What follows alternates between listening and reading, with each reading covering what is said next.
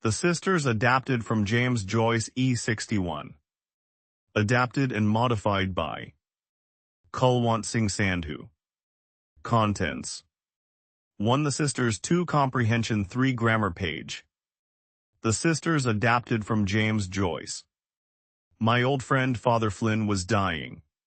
I knew it was serious this time because it was his third stroke. A stroke is when something goes wrong in the brain, and it can make a person very sick or even die.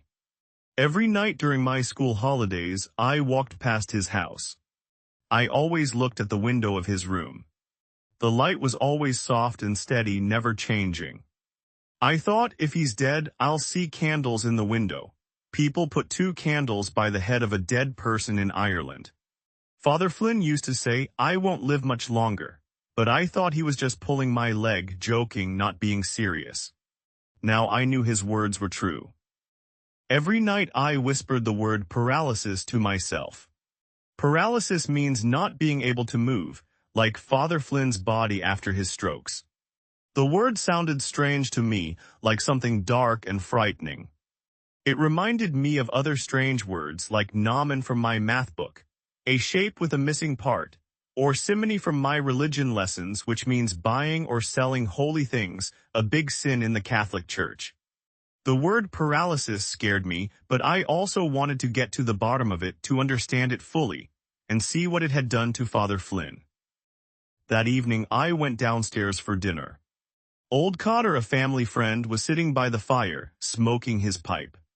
He was an old man who worked in a distillery where they make whiskey. He used to tell interesting stories about his job, but now I found him boring. As my aunt served me porridge, old Cotter spoke, as if continuing an earlier thought.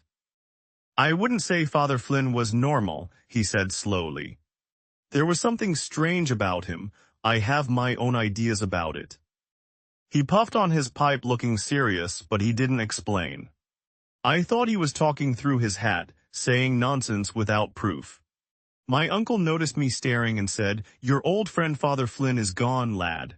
I'm sorry to hear it. Who? I asked, pretending I didn't care. Father Flynn, my uncle said. Old Cotter just told us. He passed by the house and heard the news. I kept eating my porridge, acting calm, even though I felt everyone watching me. My uncle turned to old Cotter. The boy and Father Flynn were close, he said. The priest taught him a lot. They say he thought highly of the boy. May God rest his soul, my aunt said quietly, crossing herself. In Ireland, people say this to pray for someone who has died. Old Cotter stared at me with his small dark eyes. I didn't look up from my plate. I didn't want to give him the satisfaction of seeing me upset. He puffed his pipe again and spat into the fireplace, which I thought was rude. I wouldn't want my children spending too much time with a man like that, old Cotter said. What do you mean? My aunt asked, confused. It's not good for children, old Cotter said.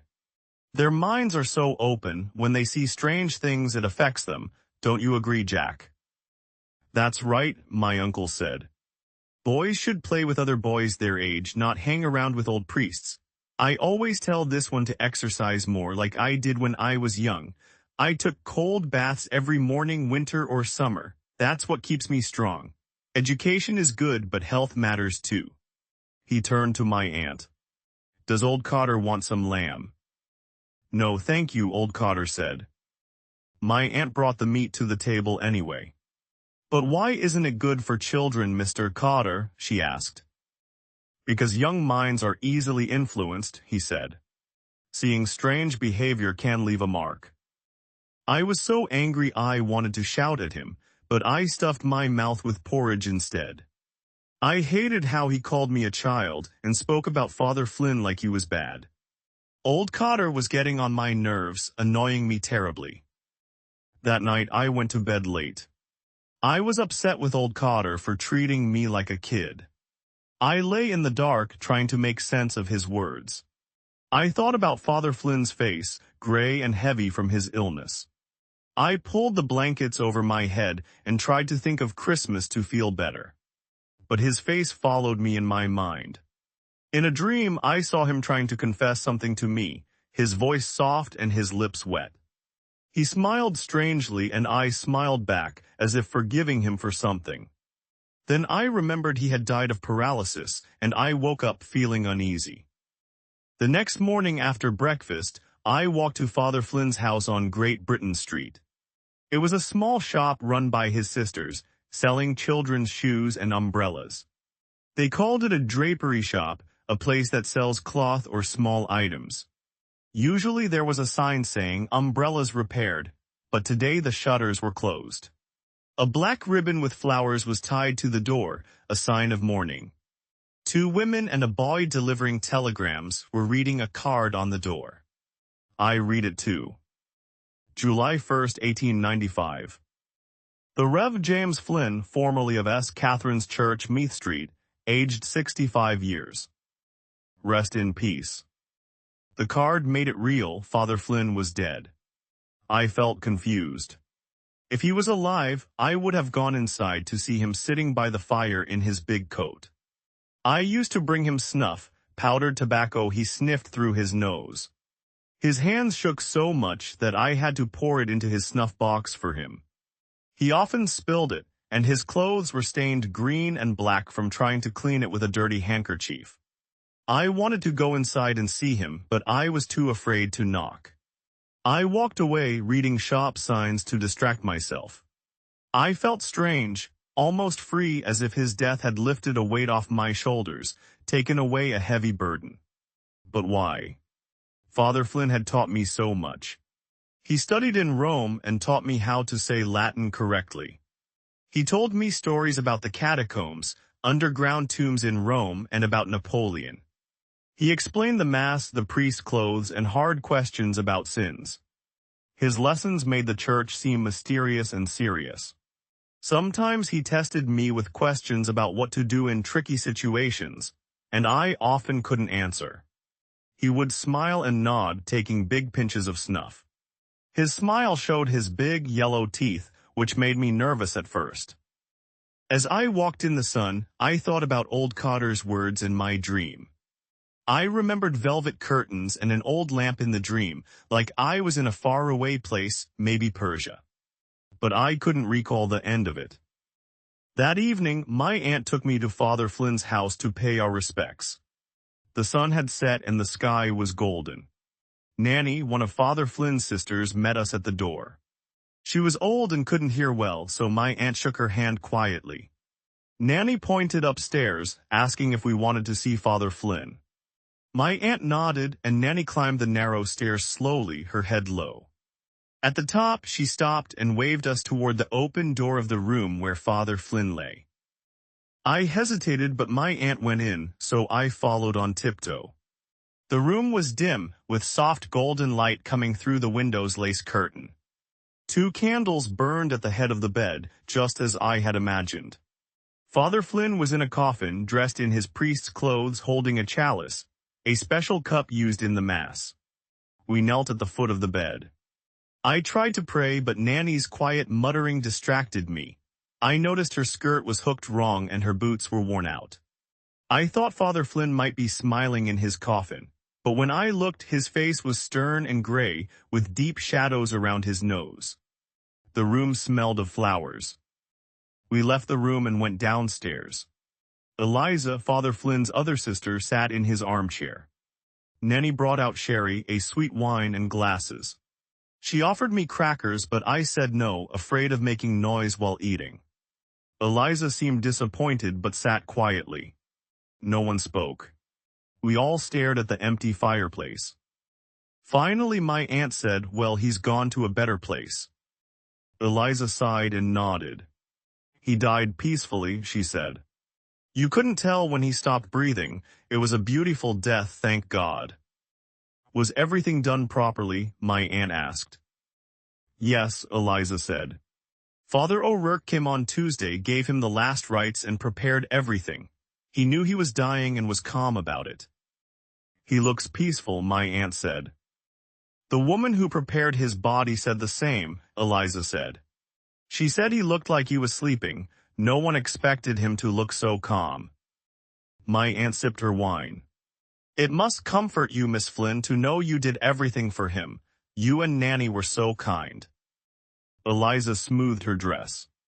We did our best, she said. We're poor, but we made sure he had what he needed. Nanny leaned back, almost asleep. Poor Nanny is worn out, Eliza said. We worked hard, getting the woman to wash him, laying him out, ordering the coffin, and arranging the mass. Father O'Rourke helped with the flowers, candles, and newspaper notice. He even handled the cemetery papers and insurance. That was kind of him, my aunt said. Eliza nodded. Old friends are the best, she said. Now that he's gone, he'll remember our kindness in heaven. Poor James, Eliza said. He was never any trouble, so quiet. But I'll miss bringing him his tea and you'll miss giving him his snuff. You'll feel it most when it's all over, my aunt said. I know, Eliza said.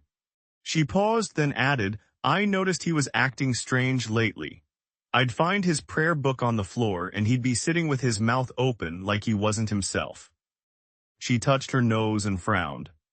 He kept talking about taking a drive to our old house in Irishtown where we grew up.